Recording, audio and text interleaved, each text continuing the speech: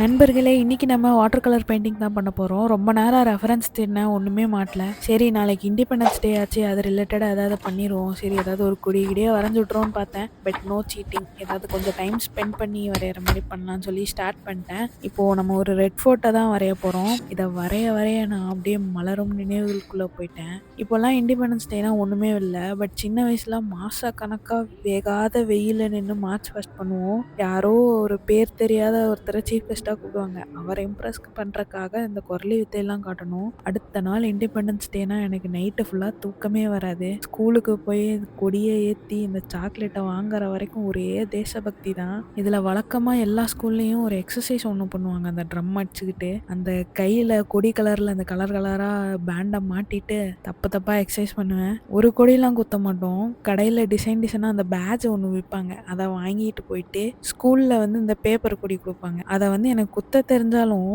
அப்படியே தெரியாத மாரி எனக்கு புடிச்ச மிஸ்ட்ட போய் குத்தி விட சொல்லுவேன். அதெல்லாம் ஒரு காலம் கைஸ். இப்படியே பேசிட்டு இருந்தேன்னா வீடியோ இழுத்துரும். இது மாரி உங்களுக்கும் சைல்ட்ஹுட் மெமரீஸ் இருந்தது அப்படின்னா ஷேர் பண்ணுங்க. நான் படிக்க ஆர்வமா இருக்கேன். And once again happy independence day guys.